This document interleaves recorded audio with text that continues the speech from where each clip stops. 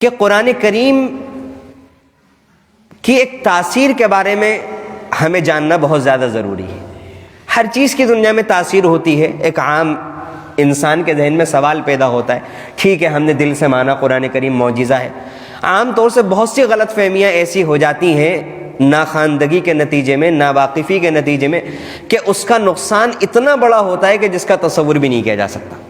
قرآن کریم معجزہ ہے، میں بھی مانتا ہوں، آپ بھی مانتے ہیں، ہر مسلمان مانتا ہے، لیکن ہم لوگوں نے معجزے کا تصور اور قرآن کریم کی ضرورت اور اس کا تصور بس اتنا ہی سمجھا ہوا ہے کہ اگر کسی کا انتقال ہو تو سورہ یاسین پڑھ کر کے سنا دو، اور اگر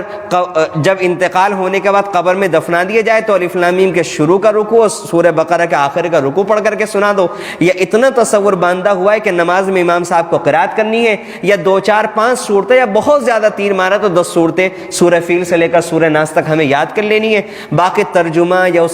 اس کی تفسیر یا اس کے مفہوم کو جاننا یا اس سے بڑھ کر اس کو اپنی عملی زندگی میں لے کر آنا، یہ تو وہ چیزیں ہیں کہ یہاں تک پہنچنے کی بات تو بہت دور ہے، یہاں تک تو ہماری ذہنی رسائی بھی نہیں ہے کہ ایسا کرنا بھی ہے۔ تو اس لیے ہر چیز کی ایک تاثیر ہوتی ہے۔ جب سردی کا موسم آتا ہے اس کا اثر ہے، ہر انسان محسوس کرتا ہے، چاہے نہ چاہے وہ گرم کپڑے پہننے پر مجبور ہو جاتا ہے، ٹھنڈا پانی اس کو ٹھنڈا لگنے لگتا ہے، اس لیے اس کو گرم پانی کی ضرورت پڑتی ہے، گرم کپڑے پہننے کی ضرورت پڑتی ہے۔ گرمی کا موسم آتا ہے اس کے اپنے اثرات ہوتے ہیں، برسات کا موسم آتا ہے اپنے اثرات ہوتے ہیں، میٹھا پھل ہوتا ہے اس کے اپنے اثرات ہوتے ہیں، ہر پھل کی اپنی تاثیر ہوتی ہے، اپنا ذائقہ ہوتا ہے، ہر سبزی کا الگ ذائقہ ہے، یعنی ہر چیز کی کچھ نہ کچھ تاثیر ضرور ہوتی ہے۔ تو ایک عام زبان میں نے چند مثالیں دی، قرآن کی کیا تاثیر ہے؟ ایک سوال پیدا ہوتا ہے نا، ہمیں جاننا چاہیے کہ قرآن کریم کی کیا تاثیر ہے۔ سب سے بڑھ کر جو قرآن کی تاثیر ہے وہ یہ ہے کہ قرآن کریم انسان کی زندگیوں میں انقلاب پیدا کر دیتا ہے۔ قرآن کریم انسان کی زندگیوں میں انقلاب پیدا کر دیتا ہے، اور انقلاب کے لفظ کو ہمیں جاننے کی ضرورت ہے۔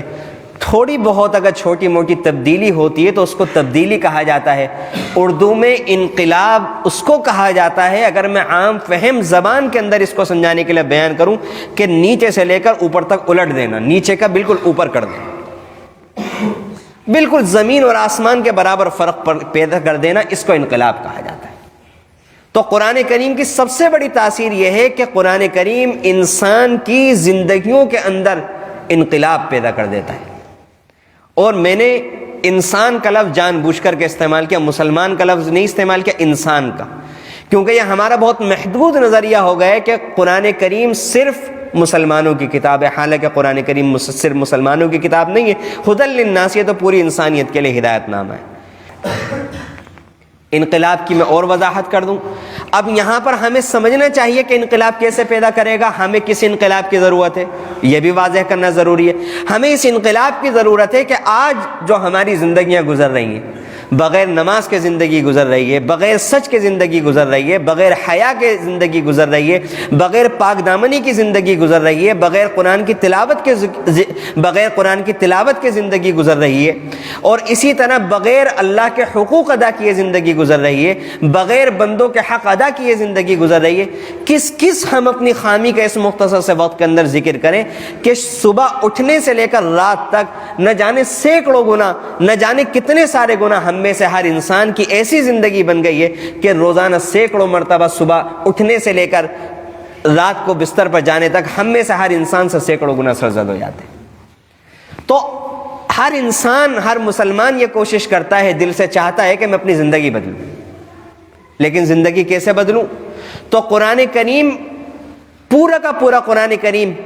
اسی بات کا جواب ہے کہ میری اور آپ کی زندگی کیسے بدلے گی۔ پورا قرآن کریم اسی بات کا جواب ہے،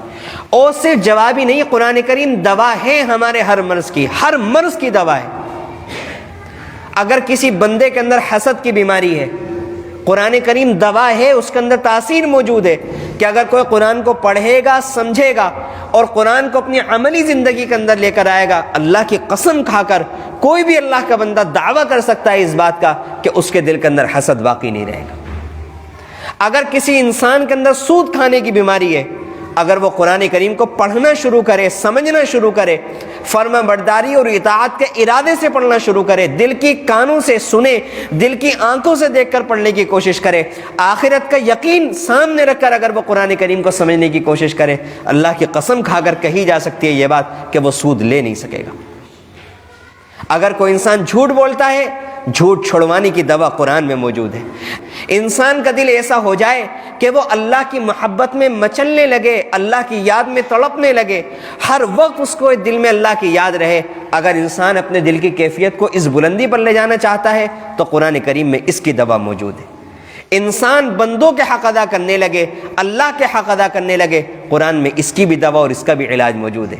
انسان کی نگاہ پاکیزہ ہو جائے، وہ بازار میں چلے تو اس ادا سے چلے کہ اس کی آنکھیں جھکی ہوئی ہوں، بازار میں جب وہ چلے تو اس کی نگاہ کسی غلط منظر کی طرف نہ جائے، کسی نامحرم کو وہ اپنی نگاہ سے نہ دیکھے۔ اگر کوئی مسلمان بھائی اپنی آنکھوں کو ایسی حیا والی آنکھ بنانا چاہتا ہے، قرآن میں اس کی بھی دوا موجود ہے۔ اگر کوئی مسلمان بھائی ایسا کاروبار کرنا چاہتا ہے کہ جس کاروبار کے اندر وہ جھوٹ نہ بولے، قرآن کریم میں اس کا بھی حل موجود ہے۔